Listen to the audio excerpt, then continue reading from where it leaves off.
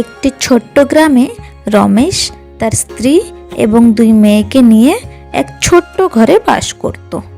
বড় মেয়ের নাম ছিল রাখি এবং ছোট মেয়ের নাম ছিল পাখি।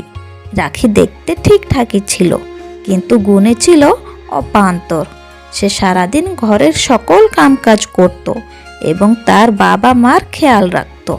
অন্যদিকে পাখি ছিল খুবই অলস প্রকৃতির একটি মেয়ে। সে সারাক্ষণ শুধু সাজগোজ করত এবং নিজের দিদি রাখির ওপর হিংসে করত। ইস, আমার যা রূপ, তা দেখে তো যে কেউ পাগল হয়ে যাবে। আমাকে কি আর এইসব ঘরের কাম কাজ করলে মানায়? খুব শীঘ্রই আমি জমিদার ছেলেকে আমার প্রেমের জালে ফেলবো। শুনেছি জমিদার ছেলে নাকি দেখতে খুবই সুন্দর। একবার যদি আমি জমিদার বাড়িতে বউ হয়ে যেতে পারি, তারপর আমার ভাগ্যটাই বদলে যাবে। আর এই ছোট্ট ভাঙ্গা ঘরে থাকতে হবে না। জমিদার বাড়িতে আমি রাজরানীর মতো থাকবো। বোন, এই বোন, কোথায় গেলি? আয়, দুমুঠো ভাত খেয়ে নিবি। আয়, বেলা যে মাথায় চড়েছে, তাড়াতাড়ি আয়। এই দিদিটা না শুধু সারাক্ষণ চিৎকার করে, আমার একটু ভালো লাগে না। আসছি।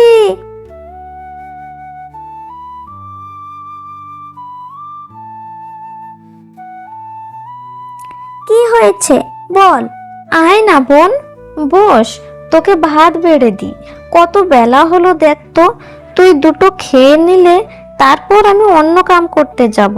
কই, দে দেখি তাড়াতাড়ি। তা কি রান্না করেছিস? তুই তো জানিস বোন, ঘরের অবস্থা তেমন কিছুটি নেই, তাই বাগান থেকে একটু শাক এনে রান্না করেছি। ইস, শাক রান্না করেছিস? ছি ছি, আমি ওইসব ঘাস ফুস খাই না। জানিস তো তুই, কত করে বলেছি একটু মাছ মাংস আনতে। প্রতিদিন এই শাক খেতে খেতে মুখে আর রুচি নেই। যা, একটুও ভালো লাগে না। অমন করে বলিস না আমার সোনা বোন, একটু কষ্ট করে খেয়ে নে না। মা আসলে বলবো তোর জন্য একটু মাছ কিনে আনতে। কেমন? এখন একটু খেয়ে নে। ঠিক আছে, এইবারের মতো খেয়ে নি, কিন্তু এরপর আমার মাছ মাংস চাই চাই, না হলে কিন্তু আমি আর ভাত খাবো না, বলে দিলাম। রমেশ ছিল খুবই রোগা। সে বিছানা থেকে উঠতে পারত না, আর কোনো কাজ কাম করতে পারত না। তাই তার স্ত্রী জমিদার বাড়ি ঝির কাম করে অর্থ উপার্জন করত। তাই দিয়ে তাদের সংসার চলত।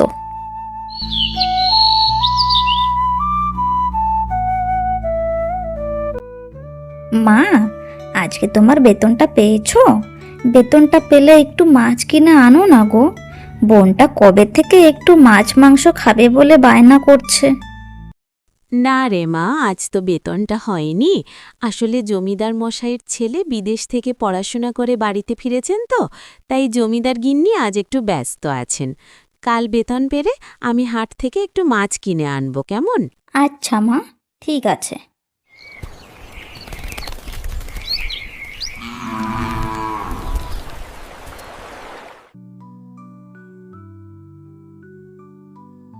মা, ও মা, কি হলো? আজ এত বেলা হয়ে গেল, এখনো তুমি বিছানা থেকে উঠলে না যে? তোমার শরীরটা ঠিক আছে তো? না রে মা, রাতভর যে আমার খুব জ্বর, শরীরটা একটুও ভালো লাগছে না। ওদিকে যে আজ জমিদার বাড়িতে বড় আয়োজন, আজ কামে না গেলে তো আমার আর রক্ষে নেই। এ কি বলছো মা তুমি? এই অবস্থাতে কাজ করতে যাবে? তোমাকে আজ কোথাও যেতে হবে না। আজ তুমি একটু বিশ্রাম নাও। জমিদার বাড়ির সকল কাজ না হয় আমি করে দেব। কি বলছিস মা? তুই এখন ঝির কাজ করতে যাবি? আমি কেমন মা, নিজের মেয়ে দুটোকেও একটু ভালো রাখতে পারি না। এ তুমি কেমন কথা বলছো মা? তুমি এতদিন ধরে আমাদের জন্য কিছু কম করনি। এখন আমাদের কাম তোমাকে ভালো রাখা। তুমি চিন্তা করো না, আমি সব কাম ঠিক করে করে নিতে পারবো।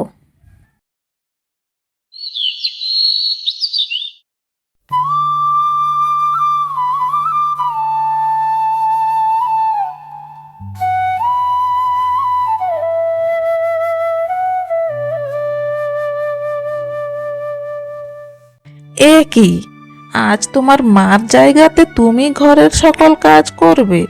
তুমি কি জানো আমাদের বাড়ি কত কাজ?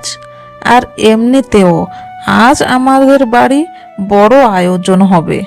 আমার একমাত্র ছেলে বিদেশ থেকে ফিরেছে, তার জন্য খুব ভালো ভালো রান্না বান্না করতে হবে। এইসব করতে তুমি পারবে তো? আপনি একটুও চিন্তা করবেন না গিন্নিমা, আমি সব কাম খুব নিখুঁতভাবে করে দেব। আপনি আমার ওপর একটু ভরসা রাখুন। আচ্ছা ঠিক আছে, দেখি তুমি কেমন রান্না বান্না জানো।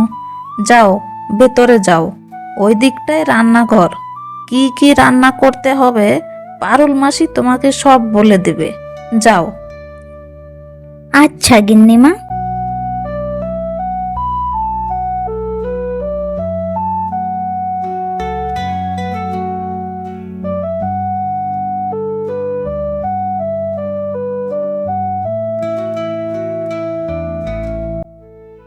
বাহ বাহ, কি সুস্বাদু খাবার!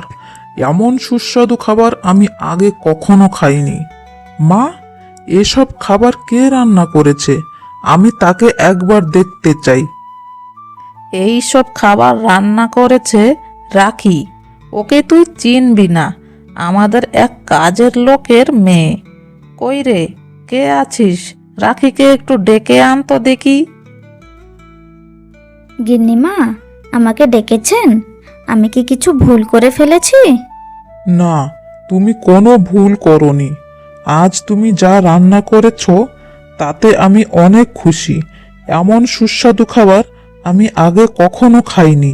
তাই তোমার জন্য এই বকশিস রাখো তুমি। আর আজ থেকে তোমার বেতন আমি দ্বিগুণ করে দিলাম।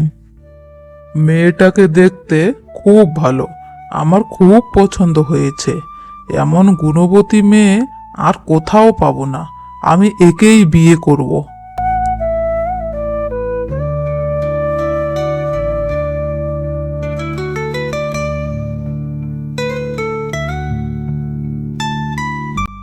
বোন, এই বোন, কোথায় গেলি? দেখে যা, আমি কি এনেছি তোর জন্য, দেখে যা। এ কি, এত বড় মাছ! এত বড় মাছ কোথায় পেলি রে দিদি? জানিস তো বোন, আজ মার শরীর খারাপ ছিল বলে আমি জমিদার বাড়িতে কাম করতে গিয়েছিলাম। আমার রান্না খুব ভালো হয়েছিল, তাই ছোটবাবু আমাকে বকশিস দিলেন। আর মার বেতনটাও দ্বিগুণ করে দিয়েছেন। জানিস তো, ছোটবাবু না খুব ভালো মানুষ। ছোটবাবু? ছোটবাবু কে রে দিদি? আরে, তুই এখনো ছোটবাবুকে চিনিস না? ছোটবাবু হলেন জমিদার গিন্নির একমাত্র ছেলে। তিনি বিদেশে লেখাপড়া করে কালই ঘরে ফিরেছেন। যেমন সুন্দর দেখতে, তেমনই তার ব্যবহার। খুব ভালো মানুষ। নে, আমি এখন যাই, রান্নাটা বসাই। তার মানে জমিদার ছেলে বাড়ি ফিরেছেন? জমিদার মশাইয়ের একমাত্র ছেলে। তার মানে সব বাড়িঘরের আসল অধিকারী ছোটবাবু।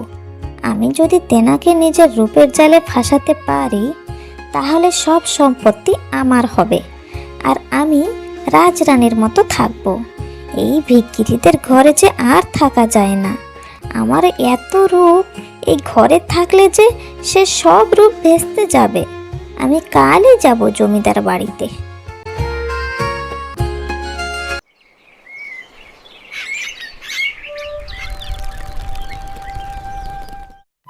কি হলো রে বোন, আজ এত সকাল সকাল কি করে তোর ঘুম ভেঙে গেল? তোর শরীরটা ঠিক আছে তো? আমার কিচ্ছুটি হয় নাই রে দিদি। আজ আমিও যাব তোর সাথে জমিদার বাড়িতে কাম করতে। তোর কত কষ্ট হয় বল তো, একা হাতে এত কামগুলো সব করিস। তাই আজ আমিও কাম করতে যাব তোর সাথে। বাবা, আমার ছোট্ট বোনটার দেখি খুব বুদ্ধি হয়েছে। তুই আমার এত খেয়াল রাখিস রে বোন। ঠিক আছে, চল এখন তোকেও নিয়ে যাই।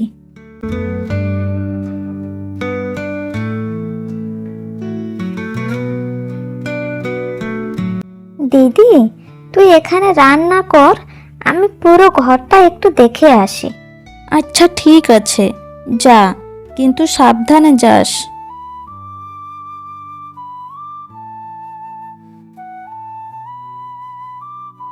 বাবা, খুব সুন্দর ঘর, এত বড় বাড়ি।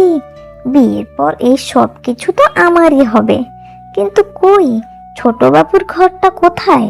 তেনাকে তো ঠিক দেখতে পাচ্ছি না। ওই দিকটা গিয়ে একটু দেখি। এ কি, তুমি কে? এখানে কি করছো? এমন হুট করে ঘরের ভেতর ঢুকে পড়লে যে? আগে ক্ষমা করবেন, আমি জানতে পারিনি এটা আপনার ঘর। আসলে আমি রাখির বোন পাখি।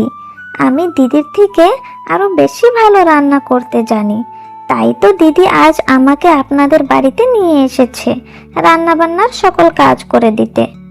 ঠিক আছে, যাও যাও, নিজের কাম করো গিয়ে। ইস, আমাকে এমন কেন বললেন? আমার একটু প্রশংসাও করলেন না। আমি তো দিদির থেকে আরো বেশি ভালো দেখতে। আজ সকালে উঠে একটু ভালো করে সাজগোজ করতে পারিনি। কাল একেবারে অপ্সরা সেজে আসবো, তাহলেই ছোটবাবু আমার প্রেমে পড়ে যাবেন।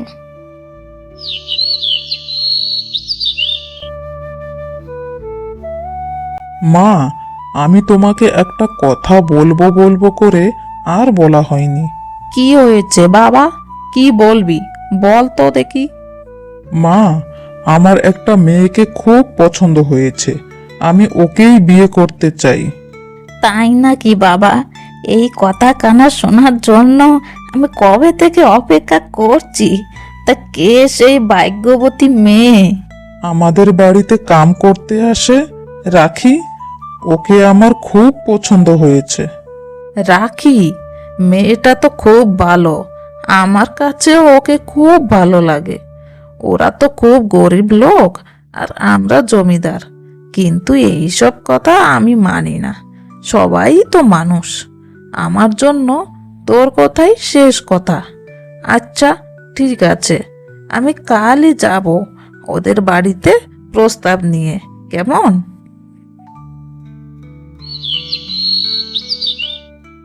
কি সৌভাগ্য আমার গিন্নিমা, আপনি এই গরিবের ঘরে। কোথায় যে আপনাকে বসতে দিই। তোমাকে এত চিন্তা করতে হবে না, বুঝেছ মালতী? তোমার বাড়িতে যা আছে আমাকে তাতেই বসতে দিলে হবে। আসুন আসুন গিন্নিমা, ভেতরে আসুন। বুঝেছ মালতী, তোমার মেয়ে খুবই ভালো। তোমার মেয়েকে দেখেই তো আমার ছেলে পাগল হয়ে গিয়েছে। তাই তোমাদের কাছে একটা প্রস্তাব নিয়ে এসেছি আমরা। আমি জানতাম আমার এমন রূপ দেখে ছোটবাবু পাগল হয়েছেন। আমার রূপ দেখে তো যে কেউ পাগল হয়ে যায়, তাহলে ছোটবাবু কেন পাগল হবেন না? আজ আমার স্বপ্ন সত্যি হতে চলেছে। গিন্নিমা নিজে আমার জন্য প্রস্তাব এনেছেন। এবার আমি রাজরানীর মতো সবার ওপর হুকুম চালাবো। আমার যে কি খুশি হচ্ছে না!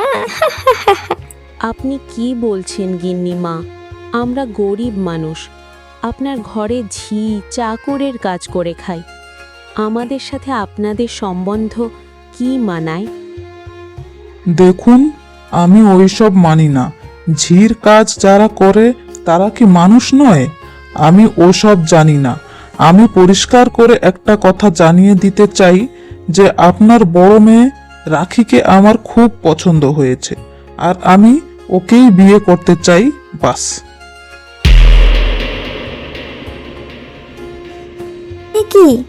এ কি শুনছি আমি? ছোটবাবু আমার জন্য প্রস্তাব আনেননি, দিদির জন্য এনেছেন। হায় রে আমার কপাল! সারা জনম বড়লোক বাড়িতে বিয়ে করার স্বপ্ন আমি দেখে এসেছি, আর এখন কিনা বড়লোক বাড়িতে দিদির বিয়ে হবে।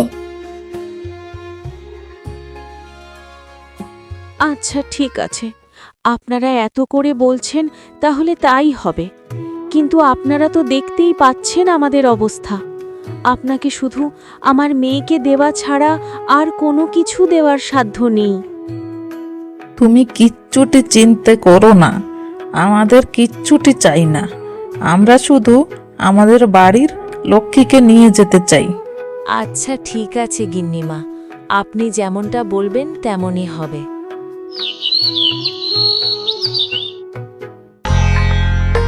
কিছুদিন পর জমিদারের ছেলের সাথে রাখির বিয়ে হয়ে যায় আর পাখি ঘরে বসে অনুতাপ করতে থাকে।